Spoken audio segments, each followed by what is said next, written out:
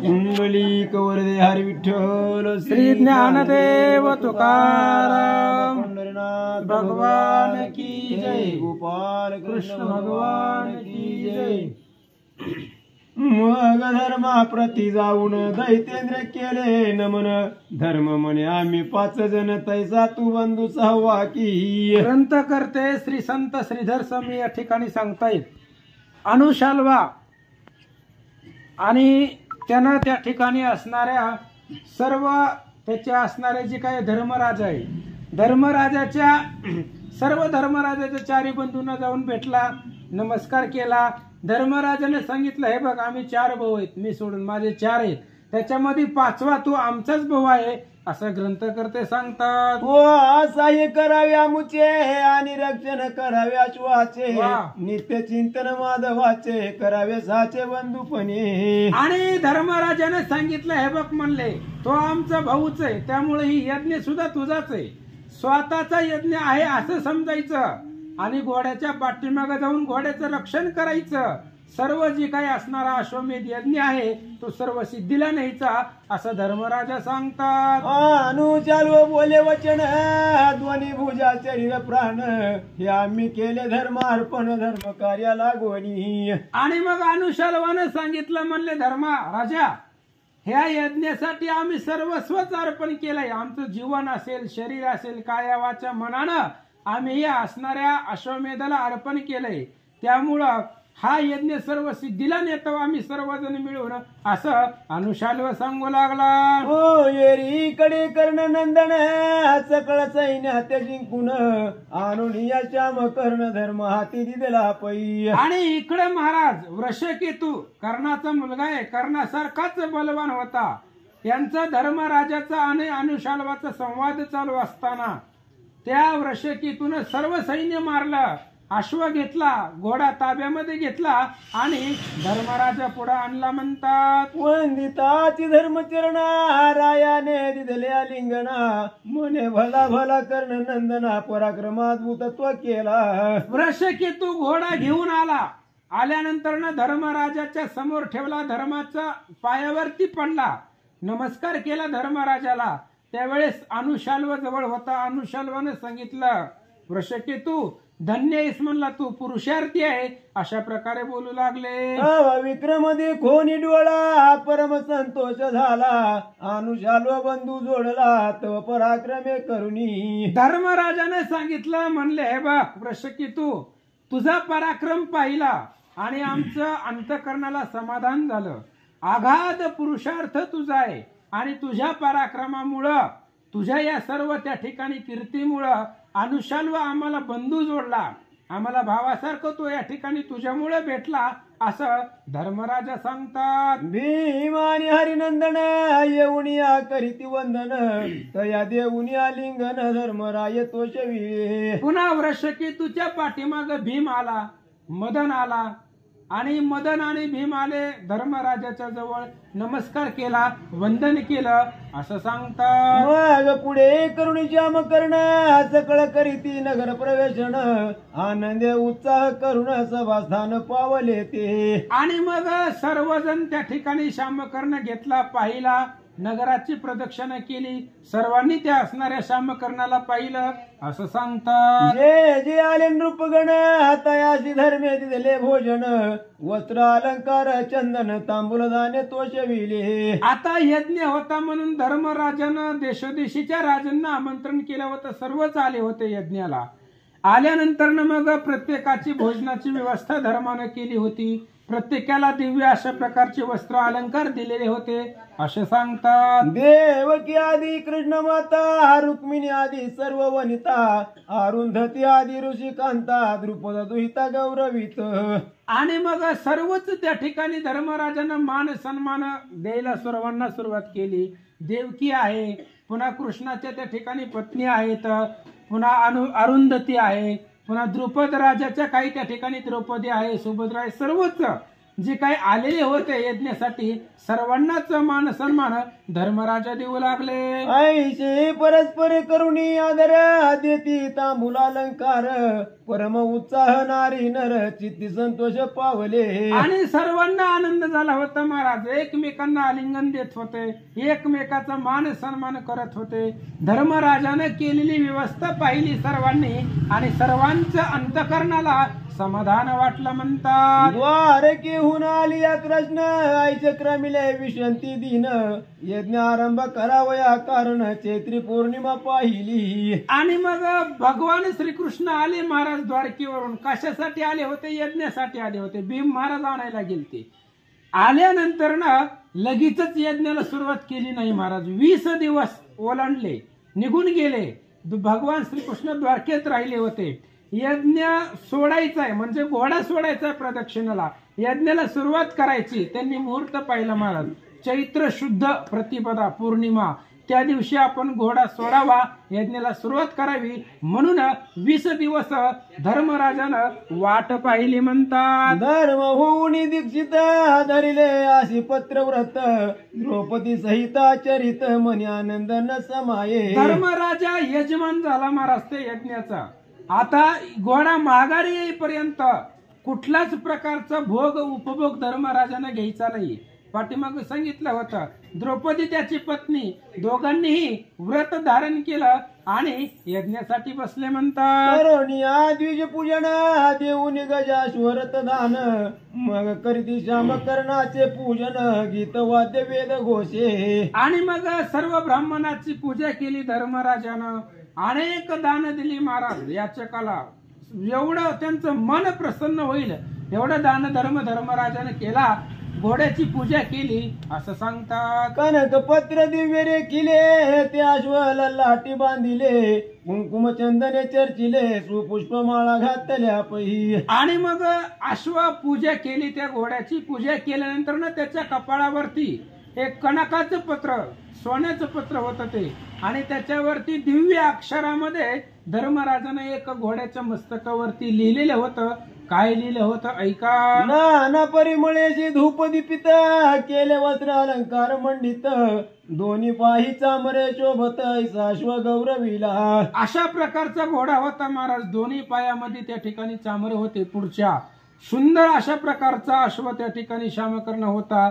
त्याच्या असणाऱ्या कपाळावरती कनकपत्र होतं. असं शोभिवंत त्या ठिकाणी घोडा आणि त्याची पूजा धर्मानं केली म्हणतात. अश्वरक्षणे योजिला फाल्गुन झाला सुस्नात शुद्ध वसन दुर्वा चंपक माळा गुंपून अर्जुन कंठी घातल्या की. आणि मग आता घोड्याची पूजा केली. आता घोड्याच्या पाठीमागं कोणाला पाठवायचं? बलवान पाहिजे ना. म्हणून घोड्याच्या रक्षण करण्यासाठी धर्मराजानं अर्जुनाची नेमणूक केली. अर्जुनाला सांगितलं घोड्याच्या पाठीमागे जावा. म्हणून त्यानं सुचिस्मंत झाला. दिव्य अशा प्रकारचं स्नान केलं.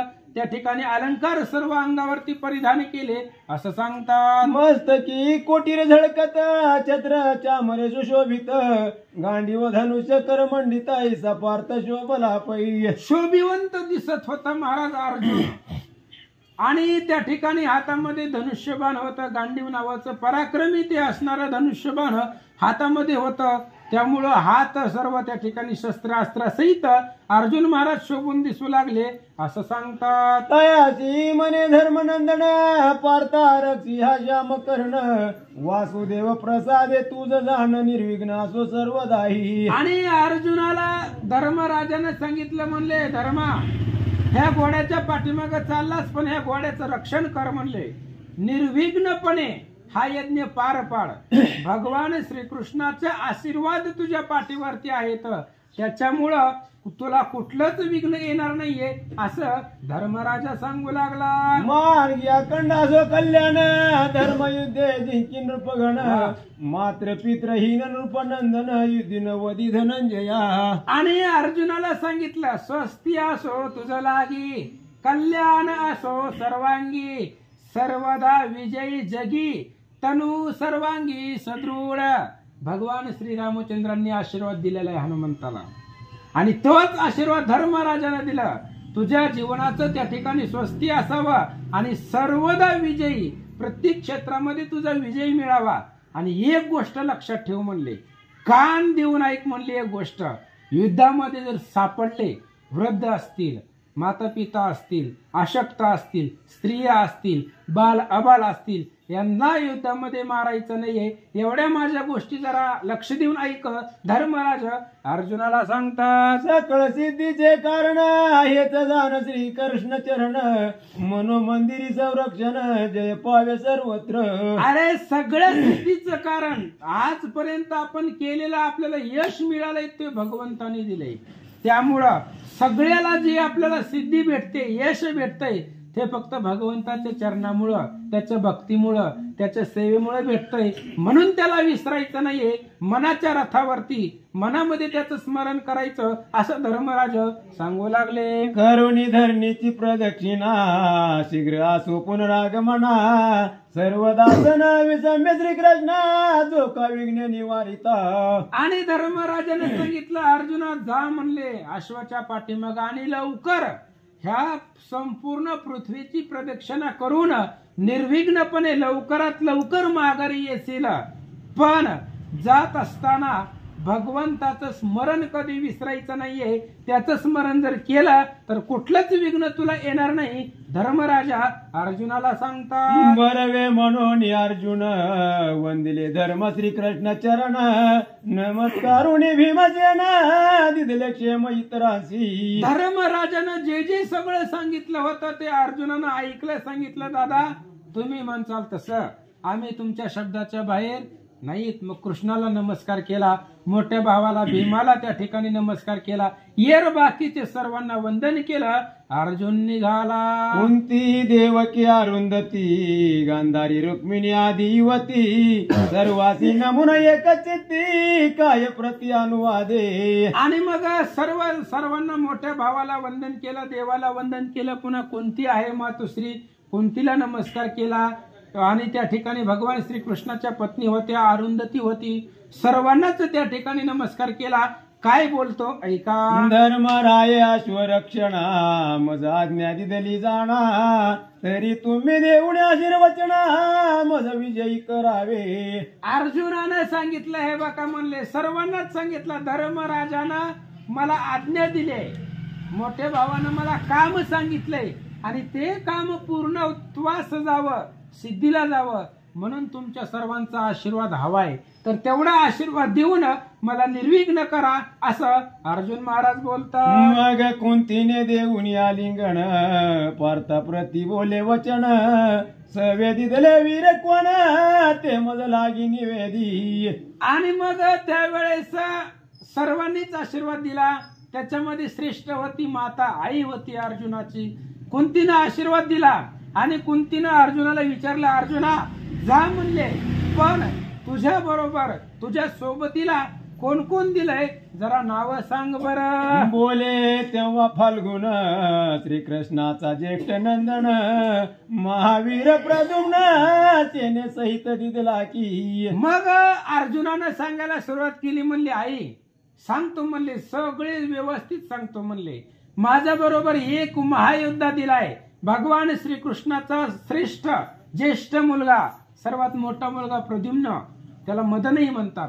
आणि तो दळभारासहित माझ्या बरोबर निघाला, असं अर्जुन सांगू लागला. पिता फुले सर्वधन पुत्र हाती करी अर्पण, तैसे कृष्ण केले जाण पुत्र सेना दिदली पै. आणि आई माझ्या बरोबर प्रद्युम्नाला दिलंय. जसं मुलगा मोठा झाल्यानंतर ना आपलं वडील सर्व संपदा त्याच्या हवाली करतो, तसं श्रीकृष्णानं त्याचा असणारा आवडता आणि श्रेष्ठ सर्वात मोठा मुलगा प्रद्युम्न माझ्या हवाली केला किंवा माझ्या ताब्यात दिला, असं अर्जुन सांगू लागला. तोची आमुचा संरक्षक करता हरता तोची देख, यज्ञ त्याचाच निशंक भोगता नाही अन्य की. आणि मग अर्जुनानं सांगितलं, तोच सर्वस्व आहे, तो असणारा भगवान श्रीकृष्णाचं सर्वस्व आहे, करता हरता पाळिता सर्वत्रच तो आहे. निर्विघ्न करणारा सुद्धा तो आहे आणि यज्ञ सुद्धा त्याचाच आहे असं अर्जुन महाराज बोलतात. आणि योजनी अनंते कर्णात मध्ये तिथला सांगाते न राहून या माते त्या ते पराक्रमी तो दिदला. आणि अजून भगवान श्रीकृष्णाने ही सर्व सैन्याची योजना केली की अर्जुनाबरोबर कुणाला पाठवायचं. स्वतःचा मुलगा दिला मदनाला, प्रद्युम्नाला, आणि त्याच्यानंतर न राहून सुद्धा कर्णाचा जो मुलगा आहे ना वृषकेतू, इच्छा नसताना सुद्धा पराक्रमी म्हणून तो सोबतीला दिला असं अर्जुन सांगू लागला. सपुत्रेशी यवनाश्व तैसाच वीरानुशाल्व तू प्रसन्न रमाधव पणा चिंता कायसी. आणि मग अर्जुनाने सांगितलं माते मदनाला दिलाय, वृषकेतूला दिलाय आणि यवनाश्व परिवारासहित दिलाय, मुलासहित दिलाय, पुन्हा अजून अनुशाल्व आहे तो सुद्धा बरोबरीला दिलाय. तुम्ही काही काळजी करू नका म्हणला. जिथं कमी पडेल तिथं देव आमच्या मदतीला धावत येतो म्हणतात. कुंती म्हणे पुत्र पार्था प्राणा परिरक्षावे वृषकेता त्या विना जरी येतील परता तरी मी प्राण न ठेवी. कुंतीने सांगितलं म्हणले अर्जुना एक गोष्ट सांगते जरा लक्ष देऊन ऐक म्हणले. ही जी वृषकेतू आहे नातू होता, तो कर्णाचा मुलगा होता, ह्या वृषकेतूचा व्यवस्थित सांभाळ कर. ह्याला युद्धामध्ये काहीच होऊन देऊ नको. जर तू ह्याच्याशिवाय माघारी आला तर मी जिवंत राहणार नाहीये. अशा प्रकारे कुंती समजावून अर्जुनाला सांगू लागली. जाई रे पुत्रा करी अश्व पाळण तुझं सर्वस्व रक्षील नारायण. आईचे बोलून या वचन बाष्पलोचन करी प्रथा. आणि कुंतीनं सांगितलं अर्जुना जा म्हणले ह्या घोड्याचं संरक्षण कर. तुझ्या पाठीमाग भगवंताचा हात आहे आणि तो भगवंतामुळे तू नित्य निर्विघ्न होशील असं म्हणत म्हणत कुंती मातेच्या डोळ्यामधून अश्रुधारा वाहू लागल्या. बरवे बोले वीर पार्थ वारंवार नमी कृष्णनाथ त्याचे आज्ञाने त्वरित रथारूढ तो झाला. आणि मग अर्जुनाने सांगितलं म्हणलं असू द्या आता आम्हाला आज्ञा दिले, उशीर झालाय म्हणले, लांब जायचंय, पृथ्वी प्रदक्षिणा करायला जायचंय. म्हणून अर्जुनानं कुंतीला नमस्कार केला, भगवान श्रीकृष्णाला वारंवार चरण वंदना केली म्हणतात. नाना वाद्य वाजती हो मधुमरासे धुमती कन्या अक्षरा वर्षाव करीती सर्वजन देती आशीर्वाद. आणि आता घोडा प्रदक्षिणासाठी सोडायचंय. अनेक प्रकारचे वाद्य वाजवली.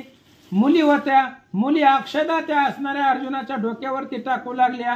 थोर मोठी सर्व आशीर्वाद देऊ लागले असं सांगतात. तव झाले 2 प्रहर मग सोडिला श्याम कर्ण सत्वर तयासी संकेत करी रमावर दक्षिण दिशेशी चलावे. आणि 2 प्रहर झाले महाराज. दिवस कोणता होता? चैत्र शुद्ध पौर्णिमा होती. तोच आहे ना, चैत्र शुद्ध पौर्णिमेच्या दिवशी सकाळी 2 प्रहर झाल्यानंतर ना घोडा प्रदक्षिणेसाठी सोडला. त्याच वेळेस भगवान श्रीकृष्णाने सांगितलं दक्षिण दिशेकडे प्रयाण करा म्हणतात. मग तो दिन करतनय नंदन धर्म कृष्णाधी काशी नमुन रथावरी वैसोनी गमन पार्था सवे करीत असे. आणि मग वृषकेतू आला महाराज. धर्मराजाला नमस्कार केला, कृष्णाला नमस्कार केला आणि रथावरती चढला. सूर्यासारखा तेजस्वी दिसणारा वृषकेतू अर्जुनाच्या बरोबर निघाला. त्याची स्त्री भद्रावती तिथे पाचारी त्वरित गती म्हणे तो भावे सेवा विकुंती रुक्मिणी आदी सर्व स्त्रिया. आणि वृषकेतून आपल्या बायकोला जवळ बोलवलं महाराज. त्यावेळेस बायका नवऱ्याचं ऐकत होत्या तेव्हाच सांगतोय मी. आणि बोलवल्यानंतर ना वृषकेतून सांगितलं हे बघ मी चाललोय, मी गेल्यानंतर ना माझ्या पाठीमाग सासूची सेवा करायची म्हणली. आता सासू म्हणजे तीच होती कुंती. कुंती असेल, रुक्मिणी असेल, द्रौपदी, सुभद्रा, सर्वांची सेवा करायची.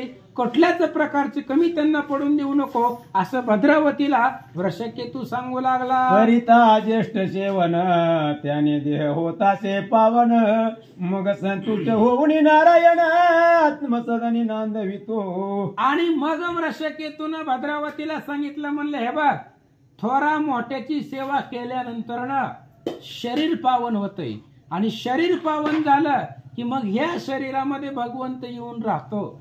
भगवंत त्या शरीरामध्ये घर करून राहतो. म्हणून थोरा मोठ्याची सेवा कर असं वृषकेतू सांगू लागला. म्हणून वृद्धांचे करावे सेवन आणि असू द्यावे आमुचे स्मरण. आईचे ऐकोणी वचन काय भद्रावती बोलती. आणि वृषकेतून भद्रावतीला सांगितलं म्हणून वृद्धांचं त्या ठिकाणी पूजा करायची, मान करायचा, सन्मान करायचं, त्यांना वाकडं बोलायचं नाही, त्यांना त्रास होईल असं वागायचं नाही. एवढं जर तू सर्व केलं आणि कधी मध्ये आमचीही आठवण असू द्या असं वृषकेतू बोलल्यानंतर ना मग भद्रावती काय सांगते ऐका. मने वीर चक्र चुडामणी माझा मनोभ्रंग स्वामी चरणी. परमलुब्ध जो अन्य सुमनी सर्वतान वैसे स्वामी या. आणि मग भद्रावतीने सांगितलं हे बघा म्हणले शरीरानं जरी आपण लांब असलो तरी माझं मन तुमच्यावरतीच आहे आणि तुम्हाला सोडून बाकीचे अनेक किती जरी सुवास आले तरी माझं तिकडं मन जाणार नाहीये असं भद्रावती सांगू लागले. मग कर जोडून या युवती काय बोलत असे भद्रावती. सावध होऊन या प्राणपती माझी विनंती ऐकावी. आणि मग अशा प्रकारे त्या ठिकाणी परत हात जोडले वृषकेतूला भद्रावतीनं आणि विनंती करून काय बोलू लागली ऐका. युद्ध करावे जी सन्मुख कदापि रणी न व्हावे विमुख.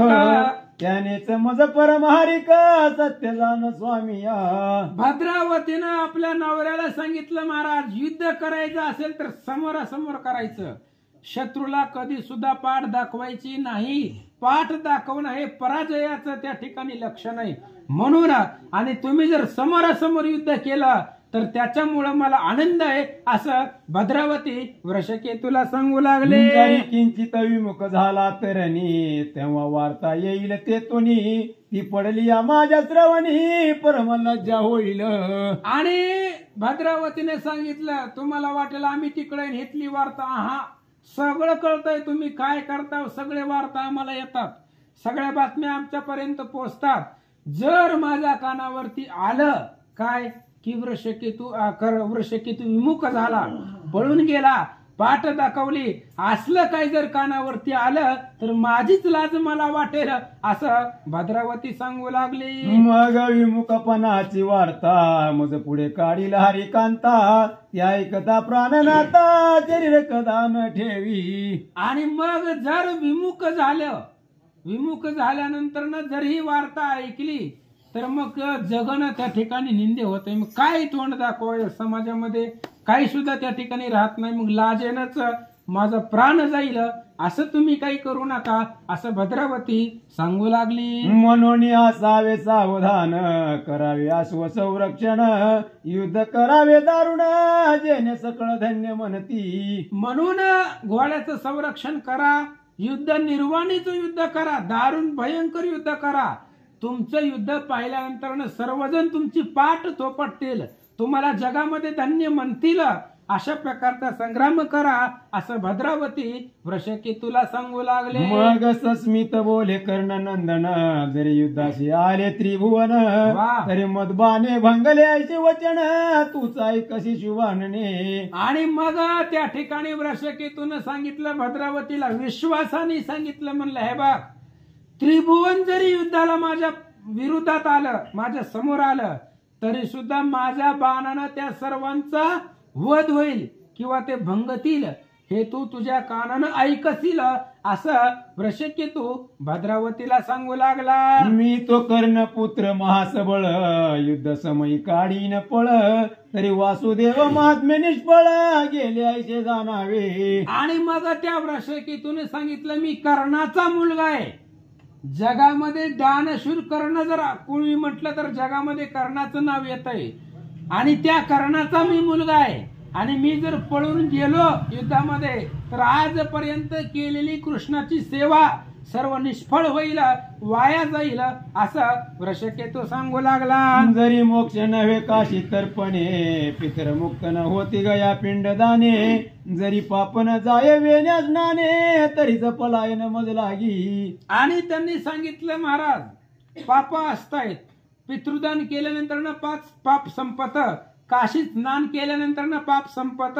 आणि एवढं सगळं करून जर मी जर पळून गेलो तर ते पाप सर्व मला लागल असं वृषकेतू सांगू लागला. जरी हा खचून पडेल भूगोळ, जरी पितामह होईल शीतळ, जरी पवन होईल पांगुळ, तरीच पलायन मज घडे.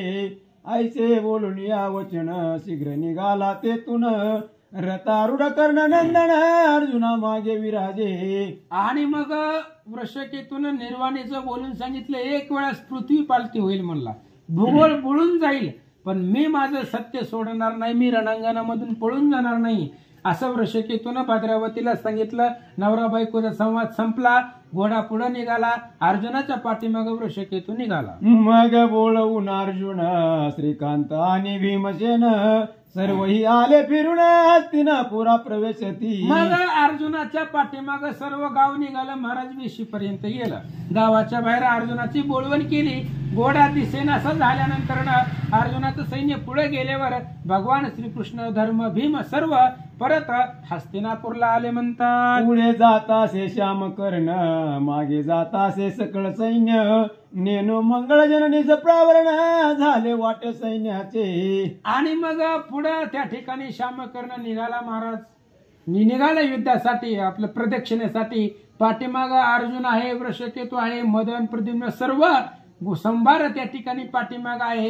ह्या मंगल कार्याला, यज्ञाला सुरुवात झाली असं सांगतात. सकळ वाद्यांचा गजर, तेने ध्वनीत झाले अंबर, बधीर झाले दिग्गज सकळ, तळी डळमळी नागेश. आणि सर्व वाद्यांचा गजर झाला महाराज. सर्व वाद्य त्या ठिकाणी वाजवू लागले, प्रलय काळी वाजवू लागले. त्यामुळं सुर असुरांच्या कांटाळीत बसू लागल्या. भूगोळ भ्रमित झाला. खाली असणारा शेष सुद्धा त्या ठिकाणी त्याच्याही कांटाळीत बसू लागल्या असं सांगतात. सांडोनिया पुरुष प्रयत्न, धाके पळाले सकळ सपत्न, फिरत फिरत ते अश्वरत्न, महिष्मती ते पावले. आणि मग त्या असणाऱ्या वाद्यांचा गजर पाहिला महाराज. भयंकर नाद त्या वाद्यांचा होता. आणि त्याच्यामुळे सर्व असणाऱ्या पुरुषांनी आपली ताकद शरीरातली सोडून दिली, बायकाला घेतले, पळून गेले असं म्हणले. घोडा त्या ठिकाणी प्रदक्षिणा करत करत फिरत फिरत महिष्मती नावाचं नगर आहे, राज्य आहे, तिथपर्यंत घोडा आला. त्या नगरीची अद्भुत रचना, पाहता परमहर्ष होय मना, दुर्ग प्राकारे गगना, टेकन दिदले वाटत असे. आणि त्या असणाऱ्या त्या ठिकाणी नगरीचं त्या ठिकाणी भयंकर रचना होती महाराज. महिष्मती नावाचं नगर आहे आणि ते नगर निळध्वजाचं आहे. निळध्वज जो आहे त्या राजाचं ते नगर आहे, शोभिवंत आहे, सुंदर आहे असं सांगतात. भोवती नाना उद्याने, निसंतुष्ट जळ पूर्णे, नित्य उत्सव जनांची म्हणे, सदा संतुष्ट असताती. चारी वर्ण स्वधर्म रथ, वेद घोषे नगर गर्जत, नाना देवालय मंडित, समुद्र तुल्य सरोवरे. चारी वर्णामधली लोक महाराज भगवंताचं भजन करत होती, कोणी सर्वजण, आणि भगवंताचं भजन करत होती. म्हणून कोणाही नाही दुर्दशा, कोणालाही दुर्दशा नव्हती, सर्व आनंदामध्ये वागत होती असं वर्णन ग्रंथकर्ते सांगतात. नीळध्वज तेतीचा नृपती, नेनु अवनीये सुरपती, जयाची भूमंडळी कीर्ती, विस्तारिली सर्व मुखे. नीळध्वज नावाचा राजा त्या महिष्मती नगरीमध्ये राहत होता आणि त्या राजाची कीर्ती ब्रह्मांडामध्ये विस्तारलेली होती असं सांगतात. शिवापासून भ्याला मदन, तो काय तेथे राहिला लपून, राहे घेऊना भयपूर्ण, लावण्य धन देऊनिया. तयाचा तनय प्रवीर, नामे प्रसिद्ध महावीर, सवे घेऊन अंगणाभार, वनी क्रीडा करीत असे. आणि निळध्वज राजा त्या नगरामध्ये राज्य करत होता. त्या निळध्वज राजाचा मुलगा प्रवीर नाव होतं त्याचं, आणि त्यानं अनेक स्त्रिया बरोबर घेतल्या होत्या. आणि गावाच्या बाहेर अरण्यामध्ये शिकारीसाठी आनंद महोत्सव साजरा करण्यासाठी प्रवीर गेला होता. प्रफुल्ल पंखे रुहनयना, शरद पूर्ण तारे शवदना, निज स्वरूपे रती रमना, ज्या जिंकिती सुहास्या. तया माझी मुख्य विलासिनी, मदन मंजरी नामे तरुणी, जिते देखता विद्वमणी, कंदर्प बाधा होत असे. आणि अशा प्रकारच्या अनेक स्त्रिया त्याच्या बरोबर होत्या. कोणाबरोबर? त्या प्रवीर बरोबर. मदन मंजरी नावाची एक सुंदर तरुणी जी अत्यंत त्या ठिकाणी स्वरूपवान होती ती सुद्धा त्या प्रवीर बरोबर त्या ठिकाणी बरोबर होती असं सांगतात. तयेचे रूपा ती सुंदर मदन वधू गर्वाचळ शिखर समूळ करावया चूर नेन वज्र गमत आहे किती लावण्य सुधा वापिका की चातुर्य का सार मराळिका नाकरी कामवन कल्पलतिका अंगना रूपे जन्मली तियेची मने प्रवीर सुमने अति मनोहर मग करुण तयाचे हार कंठी घाली वरानने. आणि अशा प्रकारचे त्या ठिकाणी सुंदर ती स्त्री होती त्या प्रवीरची आणि त्या असणाऱ्या अनेक फुलं होती. सुंदर अशा प्रकारची फुलं पाहून प्रवीरने सांगितलं की सुंदर फुलं आहेत म्हणून त्याच फुलांचा हार केला तिच्या गळ्यामध्ये घातला असं सांगतात. आई कोणी पतीची वाणी सत्वर चालिली हंस गमनी पुष्पे घेत तव लोचनी अवचित देखील श्याम कर्ण. आणि मग प्रवीरने सांगितलं त्या स्त्रीला आपल्या पत्नीला ही सुंदर फुलं आहेत जा म्हणले ती फुलं तोडून आण तुला मी हार करून देतो गळ्यामध्ये घालू. असं ऐकल्यानंतर ती निघाली स्त्री.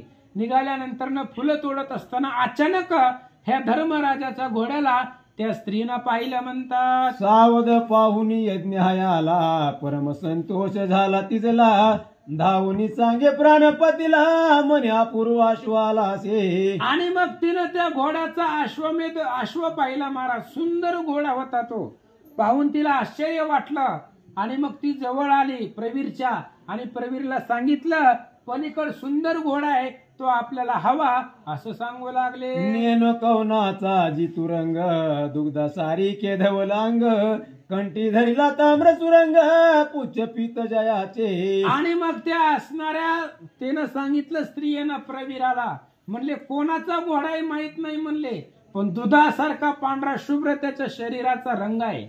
त्याचा असणारा कर्ण कान जो आहे तो थोडासा निळसर आहे.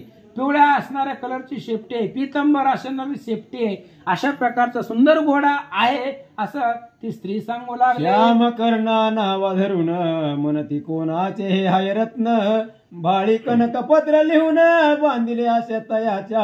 आणि तिनं सांगितलं म्हणले तो श्याम कर्ण आहे सुंदर आहे घेऊन ये म्हणले आपल्या राज्यामध्ये. कोणाचाही माहित नाही त्याच्या डोक्यावरती एक पत्रिका लिहिलेली दिसते असं प्रवीराला ती सांगू लागले. नाना रत्नमाळा मंडित चंदन कुंकुमे चर्चित नारी कर पल्लवे करुण शोभत निरुपमा शोभा. अशा प्रकारचा सुंदर अश्व आहे म्हणले घोडा आहे सुंदर त्या ठिकाणी मनमोहक आहे. त्याच्या कपाळावरती त्या ठिकाणी वार्ता लिहिलेली आहे असं ते असणारी स्त्री सांगू लागली. की ते विद्येच्या तुरेवन फुलले की भूमंडळी शशी मंडळ उदेले ना तरी जन नयन चकोर वेदले अश्वरूपी स्वामी. अहो एवढा सुंदर त्या ठिकाणी घोडा आहे तो जणू काय त्या ठिकाणी असणाऱ्या पृथ्वीवरती चंद्र आणि सूर्यच उगवावा अशा प्रकारचं ती मदन मंजरी तिचं नाव आहे असं सांगता येईल. आणि ती असणारी स्त्री कुणाची स्त्री आहे ती प्रवीरची आहे. आणि ती असणारे प्रवीरची स्त्री तिचं नाव मदन मंजिरी. तिने सांगितलं हा घोडा सुंदर आहे असं ग्रंथकर्ते सांगतात. माझी या वचने प्राणनाथा तुम्ही तुरंग धरावा आता बर्वे मनोनी तत्वता प्रवीर वीर चालला. आणि मग त्या असणाऱ्या स्त्रियेनं सांगितलं हे बघा म्हणले मला बाकीचं काहीच माहित नाही फक्त मी सांगते म्हणून. ह्याच्यामध्ये लय दम असतंय बरं कारण रामानं ते कावळ्याला मारलं होतं पण वचने माझे एके माझ्या सांगण्यावरनं मारलंय हो ह्याच्यामध्ये दम आहे.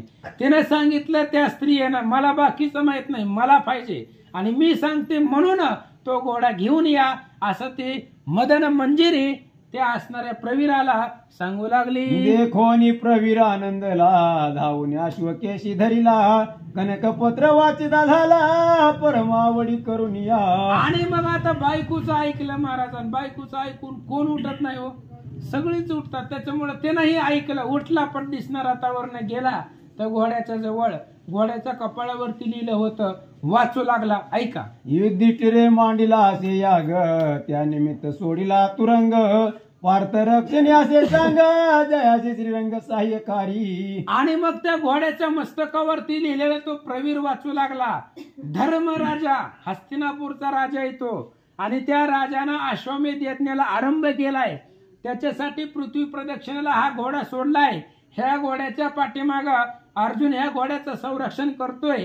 ज्या अर्जुनातला सह्य भगवान श्रीकृष्ण आहे असा अर्जुन घोड्याच्या पाठीमाग आहे असं घोड्याच्या मस्तकावरती लिहिलं होतं. जो नृप असेल बलाढ्य पूर्ण त्यानेच धरावा श्याम कर्ण त्याशी युद्ध करून अर्जुन सोडविल निज बळे. आणि पुढे तो प्रवीर वाचू लागला. ज्याच्यामध्ये ताकद आहे, जो बलवान आहे, ज्याच्यामध्ये सामर्थ्य आहे त्यानंच हा घोडा धरायचा. पाठीमागनं अर्जुन येईल, त्याच्याबरोबर युद्ध करील आणि तो घोडा जिंकून माघारी घेईल असं तो पत्र वाचू लागला. आईचे पत्र वाचिता संतोष झाला प्रवीर चित्ता. मग श्याम कर्ण धरुणी तत्वदा झाला पाठविता नगरासी. आणि अशा प्रकारचं पत्र वाचलं महाराज त्या प्रवीरानं.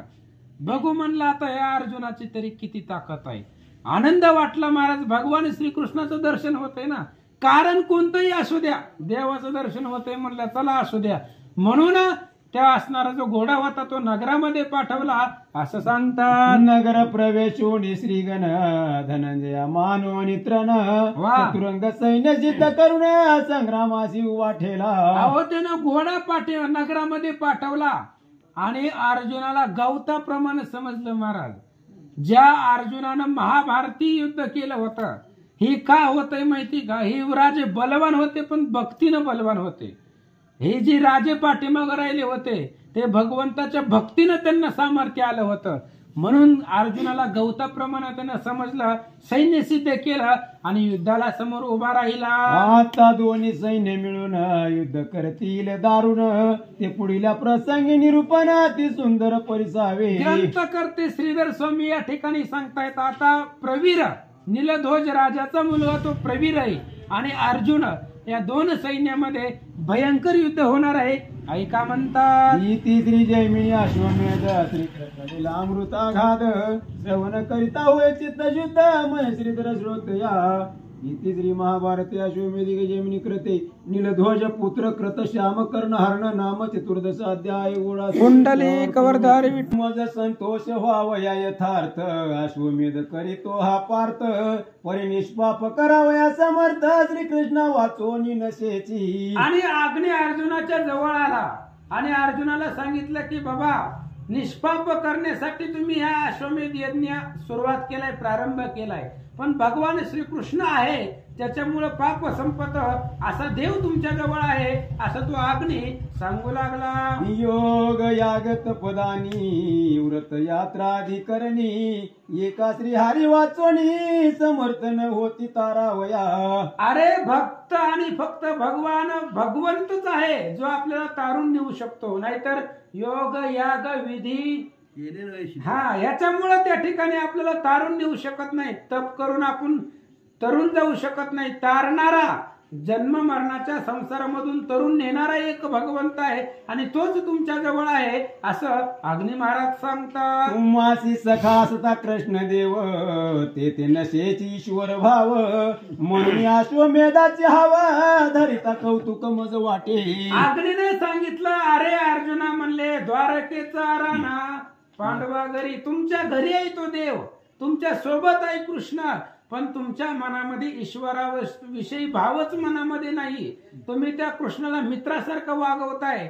भगवंत या दृष्टीने तुम्ही त्याला कधी पाहिलेच नाहीये. म्हणून हे अश्वमेध करत फिरायला असं अग्नी अर्जुनाला सांगू लागला. पार्थाईक माझे उत्तर प्राप्त होता क्षीरसागर केवी आवड्या जगजिरा हे तो अपूर्व मज वाटे. आणि मग त्यांनी सांगितलं, अग्नीना उदाहरण देऊन सांगितलं, अर्जुना दुधाचा समुद्र जर घरी आणला तर बाकीच्या त्या ठिकाणी शेळ्या मेंढ्याच्या दुधाची काय गरज आहे?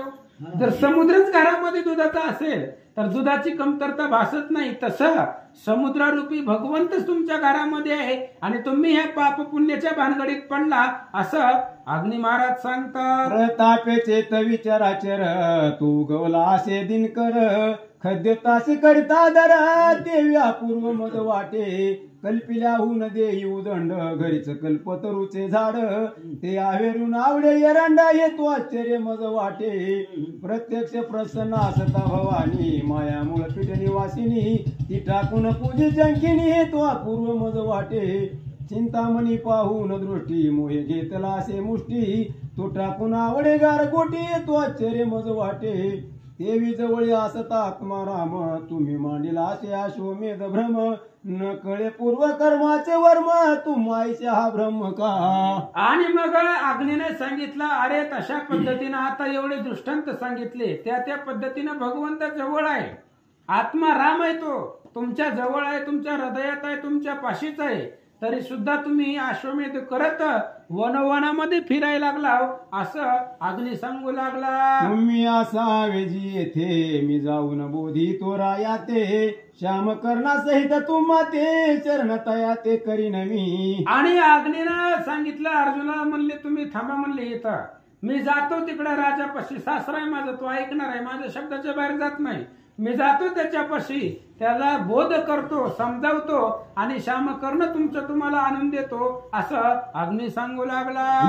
मज सेनेवर धाडिले योजून आपण गेला सदना कारण तरी तो तुम्हाच येईल चरणाईचा उपाय करीतो मी. आणि मग अग्नीने सांगितलं राजानं मला आज्ञा दिली आहे की या सैन्याला जाळून टाक, मारून टाक. मला इकडे पाठवले, तो घरी जाऊन बसलाय आणि तो राजा तुम्हाला शरण येईल असं मी काहीतरी करतो असं अग्नी सांगू लागला. आईचे बोलून हवे वाट नगरात चालीला घडघडाट तो राय देखून जामात वरिष्ठ काय प्रश्न बोलिला. आणि मग अशा प्रकारे अर्जुनाला सांगितलं आणि तो असणारा अग्नी नगराच्या दिशेनं निघाला. त्या नगरामध्ये जात असताना निळध्वज राजानं पाहिलं, काय बोलतो ऐका. धन्य धन्य जामाता बरे पिढिले तुम्ही पार्था नेनुनी माझ्या पुरुषार्था व्रता कालात येथे तुम्ही. आणि मग त्यावेळेस निलध्वज राजानं सांगायला सुरुवात केली, म्हणले धन्य असणारा तुम्ही जावई आहेत. अर्जुनाला तुम्ही त्रास दिला, त्याच्या सैन्याला मारलं, पण माझा पुरुषार्थ तुम्हाला अजून कळत नाही, माहित नाही असं सांगतात. अवघे दग्ध झाले सैन्य आम्ही हरिला श्याम कर्ण आता काय जय घेऊन आई नगरा जाईल. आणि मग निलध्वजाने सांगितलं, म्हणले हे बघा त्या अर्जुनाचे श्यामकर्ण घोडे तर आपण आणले, त्याचं सगळं सैन्य संपलंय, मग तो आता कसं त्या ठिकाणी अपजयी पाहून तो नगरामध्ये जाईल असं संवाद चालू आहे. म्हणतात जामात मनेश सुरासी तू कौरता भुललासी तू नेनसी त्या पार्थाची जो त्रिभुवनासी अजिंक्य. आणि मग त्या अग्नीनं सांगायला सुरुवात केली जावयानं सासऱ्याला, म्हणले ऐका तुम्हाला काहीच कळलं नाही म्हणले याच्यामधलं, तुम्ही भ्रमानं बोलून गेलात, संपत्तीनं बोलून गेलात, तुमच्या काहीच लक्षात येत नाही. तो अर्जुन आहे, अर्जुनाचा पराक्रम तुम्हाला अजून कळला नाही, माहिती नाही असं तो अग्नी सांगू लागला. ज्याने जिंकिला शचिनाथ तैसाच जिंकिला कैलासनाथ तू जिंकिला मनसी पार्थ परमाश्चर्य हे मज वाटे. अरे ते अर्जुनाचा किती पुरुषार्थ आहे काय सांगायचं. स्वर्गामध्ये जाऊन इंद्राला जिंकलंय, भगवान महादेवाला सुद्धा त्यानं जिंकलंय. एवढा बलशाली अर्जुन आहे आणि तुम्ही त्याला जिंकलं म्हणताय असं अग्नी महाराज सांगतात. लागोनी मशक चरण प्रहार केवी कनका चळाचा होईल चुर तैसा पार्थ धनुर्धर तू जिंकिला संग्रामी. अरे एखाद्या मशकाच्या उंदराच्या धडकनं एखादा पर्वत भुगा होईल का. हे जसं शक्य नाही तसं मशक रूपी तुम्ही त्या अर्जुनाच्या समोर आहेत. त्या अर्जुनाचा पराक्रम, त्याची ख्याती, त्याची ताकद तुम्हाला माहिती नाहीये असं तो अग्नी सांगू लागला. प्रळय नळाची ज्वाळा पिपिलिका धरील मुख कमळा तरीच तू सुभद्रापतीला जिंकशील रणांगणी. अरे त्या ठिकाणी असणारा प्रलय काळ असावा आणि तो एका मुंगी पुढे काय त्या ठिकाणी धरेल, म्हणजे प्रलयानं मुंगीला धरावं तसं तो अर्जुन आहे, बलवान आहे, सामर्थ्यवान आहे. त्याची ख्याती, त्याचा प्रताप तुम्हाला माहिती नाही असं सांगू लागला. ज्याने मदती दिले खांडव तोच्या प्रत्यक्ष पांडव म्या कृतज्ञ सोडला मित्र भाव ग्रहजा मात पातके. अरे तो प्रत्यक्ष अर्जुन आहे, त्यानं पाठीमाग मला खांडवन खाण्यासाठी दिलं होतं पांडव प्रतापामध्ये 18वा अध्याय आहे. आणि त्याच्यामुळं तो माझा मित्र झाला होता आणि मी ह्या जावई असल्यामुळं, तुमच्या सासर तिथं राहिल्यामुळं मी कृतज्ञ भाव त्या अर्जुनाचा विसरलो गेलो असं सांगतात. आता राया सावध होई तू अयासी शरण जाई श्याम कर्ण नेहून देई धनीवरी पाहे कृष्ण श्रीकृष्णा. आणि मग त्यांनी सांगितलं हे बघ म्हणले राजा आता तरी सावध हो म्हणले, आता तरी जागा हो आणि त्या अर्जुनाला शरण जा, श्यामकर्ण त्यांचा घेऊन जा आणि भगवान श्रीकृष्णाची भेट घे असं तो अग्नी सांगू लागला. आईशे बोलता जा मात राय मानिले परमहित तो ज्वाळा कांतेशी जाऊनी पुसत देऊ काय मी श्याम कर्ण. आणि मग त्यानं त्या ठिकाणी विचार केला, सांगितला की बाबा जावा त्या कृष्णाला शरण जा. पटलं, नीलध्वजराजाच्या लक्षामध्ये आलं. पुन्हा त्या असणाऱ्या त्यानं कांताची होती ज्वाळा, त्या ज्वाळेपाशी गेला, विचारलं कस काय देऊ का नको घोडा असं विचारू लागले. येरी म्हणे जी प्राणनाथा पार सैन्य जवळ असता काय भय धरिले हो चित्ता जिंका पारता जाऊनी. नीलध्वजाची पत्नी आहे का ती ज्वाळा? ज्वाळा सुहा मुलगी आहे. मग त्या असणाऱ्या ज्वाळेपाशी विचारलं, ज्वाळ्याला म्हणजे बायकोला विचारलं घोडा द्यायचा कस काय करायचं, द्यायचं का नको. त्यावेळेस पत्नीने सांगितलं काय अडवणी करायला म्हणले, एवढं मोठं सैन्य तुमच्यापाशी आहे, अफाट आहे आणि एवढं सैन्य असताना दिनवाणीने शरण का जायचं असं ती ज्वाळा पत्नी नीलध्वजराजाला जवळ असता वीर कोटी कासया भय धरिले हो पोटी काय करील तो किरीटी जो जा मात मर दिला. आणि मग त्यांनी विचार केला, म्हणले हे बघा अरे एवढं कोट्यावधी सैन्य आपल्यापाशी आहे आणि कोट्यावधी सैन्य आपल्यापाशी असताना त्या अर्जुनाला का घाबरताय, का त्याला भेताव, काय करणार आहे तो एकटा अर्जुन असं ती पत्नी ज्वाळा सांगू लागले. वैर मुळ ती कामिनी राय तिचे वचन ऐकोनी पुनरपी आला युद्धा लागोनी धनुष्या गुण चढविला. आणि त्या असणाऱ्या ज्वाळ्यानं सांगितल्यामुळं त्यानं ऐकलं महाराज. त्याला बी पटलं की आता एवढं मोठं सैन्य असताना कशाला शरण जायचं, म्हणून त्यानं त्या ठिकाणी अफाट सैन्य घेतलं आणि युद्धाला आला. म्हणतं शर वर्षाव करीतो साचा पाहुनी हंता कर्णाचा पराक्रम दावित युद्धाचा सर्व वीरा लागोनी. आणि मग अशा प्रकारे तो आला, अपार शर वर्षाव करत करत त्या सैन्यावरती आला. इकडे वृषकेतू त्या ठिकाणी सैन्याबरोबर प्रत्युत्तर देऊ लागला. तो महेशमती नायक वीरवीरा प्रति प्रत्येक मारित बाणांचे दशक करीतो कौतुक त्या समयी. आणि मग तो असणारा महेशमती नावाचा राजा म्हणजेच नीलध्वज आणि प्रत्येक असणाऱ्या त्या ठिकाणी सैन्यावरती बाणाचा वर्षाव करू लागला असं सांगतात. ते जाणवले असे पार्था जिंकावया मग नरपणाता पार्थ मने सैन्य घाता याने मांडिले माझी. आणि मग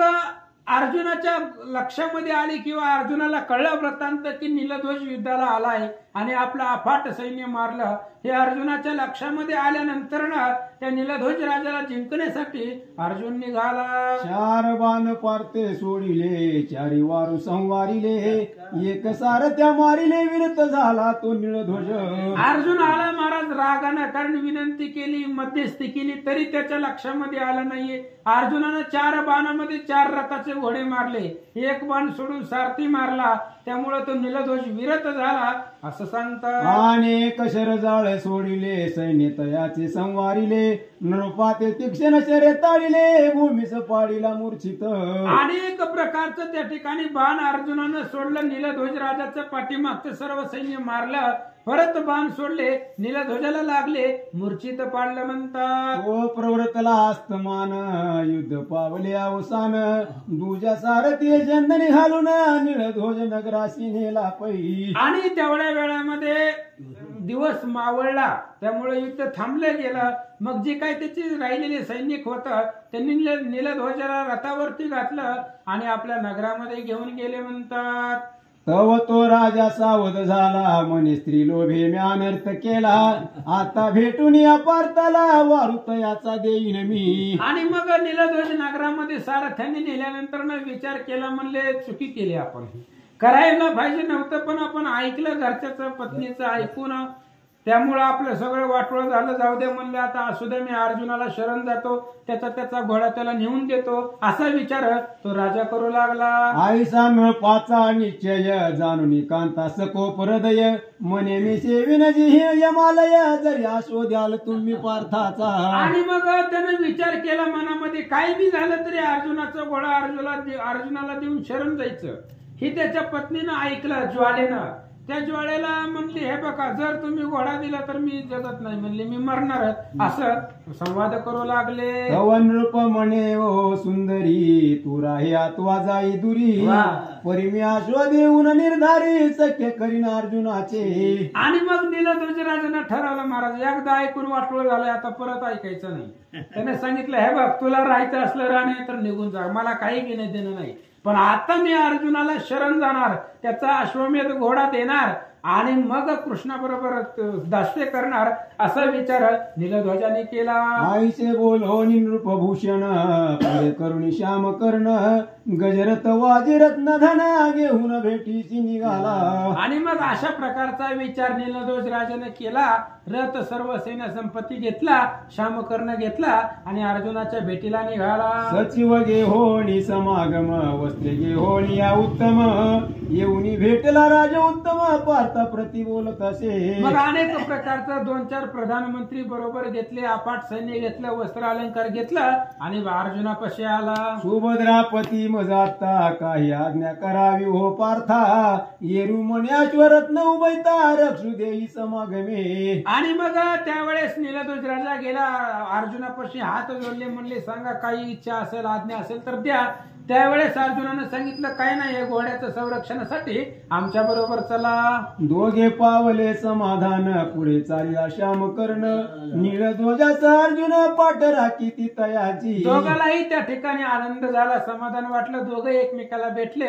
अर्जुनाच्या बरोबर नीलध्वज त्या श्यामकर्णाची पाठ राखत पुढे निघाले. तवती ज्वाळा क्रोधे तापली उठून बंधुग्रहाशी गेली, बंधू ते बोलू लागली ते श्रवणी ऐकावे. आणि इकडे ती नीलध्वज राजाची पत्नी जी ज्वाला होती तिला हे नीलध्वज राजाने केलेलं कार्य पसंत नव्हतं, त्यामुळे ती रागाने निघून गेली, त्याच्या भावाच्या घरी गेली. भावापाशी जाऊन काय सांगते ऐका. ज्वाळा म्हणे रे बंधुराया अर्जुने सर्व नेले विलया, गजरथ वाजे पदातिया नेऊन राज्य बुडविले. आणि त्या ज्वालेनं भावाला जाऊन सांगितलं म्हणजे माझा नवरा भोळा होता म्हणले, त्या अर्जुनानं त्याला बुडवलं, सगळं सैन्य रथ सर्वच राज्य आमचं बुडवलंय आणि आमच्या नवऱ्याला सुद्धा तो घेऊन गेला असं ज्वाला आपल्या भावाला सांगू लागली. राजाही धरून नेला सर्व इष्टजनांचा क्षय केला, म्हणून आश्रय येईल तुला तरी सहाय्य माझे करावे तू. त्या ज्वाळ्यानं महाराज लोक एकाचं 2 करून सांगत असते ते तेव्हापासून चालेल आहे. तिने सांगितलं हे बघ म्हणले माझ्या नवऱ्याला सुद्धा त्यानं बांधून नेलंय, सगळं राज्य बुडवलंय, आता मला कोणीच सांगते नाहीये म्हणून तुझ्या बरोबर आले असं ती ज्वाळा आपल्या भावाला सांगू लागली. तुझ्या सारिका असता बंधू प्राप्त झाला शोक सिंधू, दुःखाने म्लान मुखे तू स्वस्त करी स्वप्रतापे. आणि मग त्या ज्वालेनं भावाला सांगितली तुझ्यासारखा भाऊ असताना सुद्धा मला एवढं त्या ठिकाणी त्रास भोगावा लागलाय, मी एवढं रडते तुझ्यासारखा बंधू पाठीला का असताना असं ज्वाला सांगू लागली. येरू म्हणे ओ भगिनी काही खंतीन धरावे म्हणी, हे ग्रह आपुले मानून येतच राहावे तू चिरकाळ. आणि मग त्या भावाने सांगितलं ज्वालेला म्हणले बघ कुठल्याच प्रकारची काळजी करू नको, हे घर तुझंच आहे म्हणले, आपण लहानपणापासून संघ सोबत वाढलो म्हणले, तुझंच घर समजून इथंच राहा असं सांगू लागला. कालांतराने तुझ लागुनी मी बैसवीन राज्य आसनी, येरी म्हणे आताच जाऊन त्याशी मारून देई राज्य. आणि मग त्या असणाऱ्या बंधूने सांगितलं म्हणले इथं थोडे दिवस राहा, पुढे काही दिवसानं तुला मी सुद्धा एखादं राज्य देतो, राजगादीवरती बसवतो.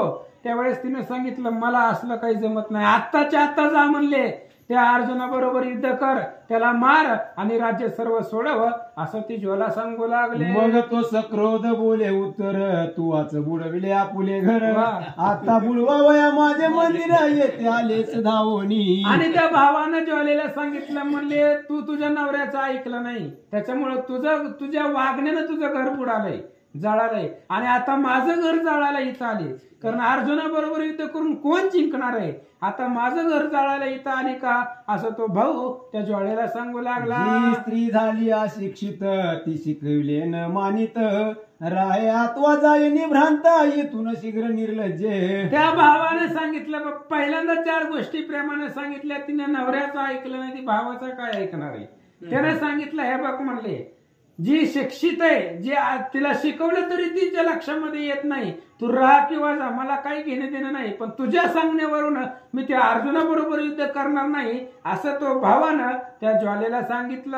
आईचे ऐकोनी बंधू वचन, चालली तोरे करीत रुदन, ती नौके माझी बैसून गंगा पर फारा जात असे. आणि मग ते असणारी ज्वालेला महाराज नवऱ्यानं सोडून, म्हणजे विषय सोडून दिला, भावानं त्या ठिकाणी आश्रय दिला नाही, राग आला, नौकेमध्ये बसली, समुद्राच्या पाण्याच्या गंगेच्या पलीकडं गेली. काय करते ऐक. मने माझी या वामचरणी का लागले हे अपवित्र पाणी, येणे पातक झाले म्हणून ते जळ वस्त्रे पुसिले. आणि बघा महाराज त्या असणाऱ्या ज्वाले गंगेमधून जात होती. गंगा एवढी पवित्र आहे तरी सुद्धा त्या ज्वालेने सांगितलं, हे गंगा पापिष्ट आहे आणि हिचं पाणी माझ्या पायाला लागलंय, म्हणून आपल्या साडीनं वस्त्रानं ती पाणी पुसलं, असं सांगतात. आई कोणी कोपले समीपस्थ जन, काय बोलती तयस वचन, सर्व पाप कहारक गंगा जीवन, त्या स्पर्शता पाप म्हणतेची. आणि बाकीच्या आसपासच्या लोकांनी तिचं बोलणं ऐकलं आणि सांगितलं, काय बोलायला लागली म्हणले तर,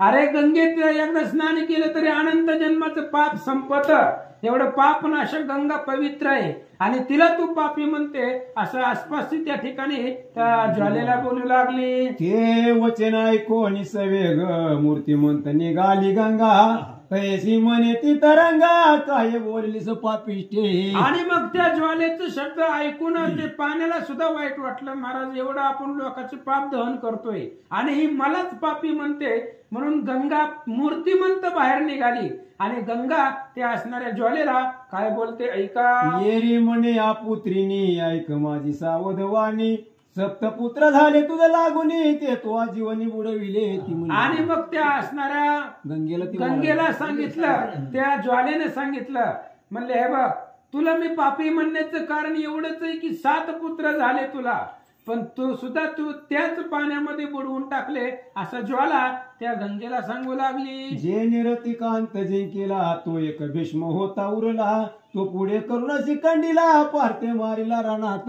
आणि त्या ज्वाल्याने सांगायला सुरुवात केली, 7 मुलं तर तू तुझी स्वतःच मारली, एक त्या ठिकाणी उरला, शिल्लक राहिला भीष्माचार्य, त्यानं त्या सुद्धा भीष्माला त्या अर्जुनानं शिखंडीला पुढे करून मारलं, असं ती ज्वाला सांगू लागली. जो पाववी संसार पार, जो करी नरकांतिलांचा उद्धार, जो आलिंगने शीतळ करी संसार, धन्य तो सुपुत्र संसारी.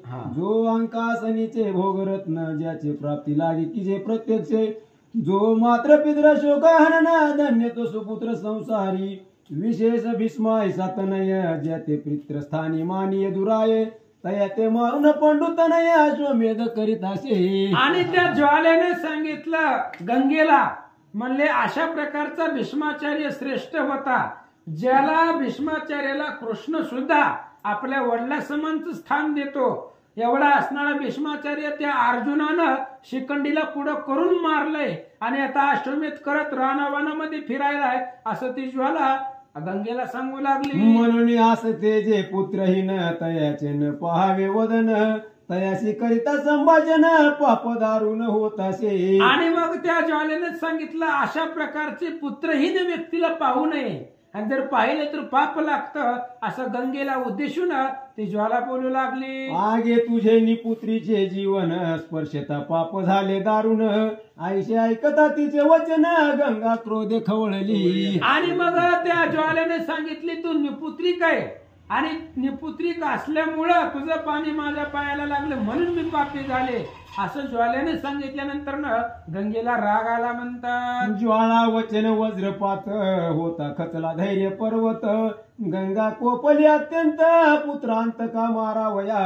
आणि मग त्या असणाऱ्या ज्वाळ्याचं बोलणं ऐकलं महाराज, आणि त्या गंगेला भयंकर राग आला, आणि ज्यानं आपल्या मुलाला मारलंय त्या अर्जुनाला मारण्याचा विचार त्या गंगेच्या मनामध्ये आला. म्हणतात, मग ती बोले शाप दारुण, येथून षण्मासात पूर्ण, अर्जुना तुझे शिरछेदन, होईल जाण निर्धारी. मग गंगेनं अर्जुनाला शाप दिला महाराज, म्हणले माझ्या पोराला तू मारलंय, आता इथून 6 महिन्याच्या आतमध्ये तुझं मुंडकं धडाच्या वेगळं होईल, म्हणजे तू सुद्धा मरशील, असा शाप गंगेनं अर्जुनाला दिला.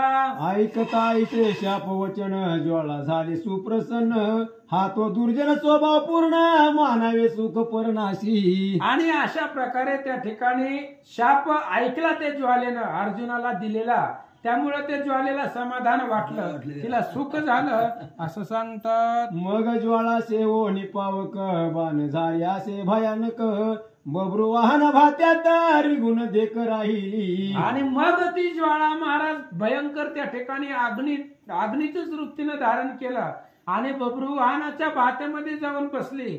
आणि तीच असणारी ज्वाळा त्याच बाणानं परत अर्जुनाचं मुंडकं उडवील असं सांगतात. आता शिळेशी जडेल श्याम कर्ण तयाचे अर्जुन करील मोचन, ते पुढल्या प्रसंगी निरूपण परमरसाळ ऐकावे. ग्रंथकर्ते या ठिकाणी सांगतायत पुढच्या अध्यायामध्ये काय होईल की श्यामकर्ण निघालाय घोडा, पुढे घोडा जाऊन एका दगडाला चिटकल्यानंतर परत अर्जुन त्याला सोडविल असं सांगतात. इति श्री जैमिनी अश्वमेध कृष्ण कथामृत आघात श्रवण होय चित्त शुद्ध म्हणे. इति श्री महाभारती अश्वमेधिक जैमिनी कृष्ण ध्वज व्याख्याने पंचदशाध्याय. घोडा श्री कृष्ण अर्पण मधुसूदन.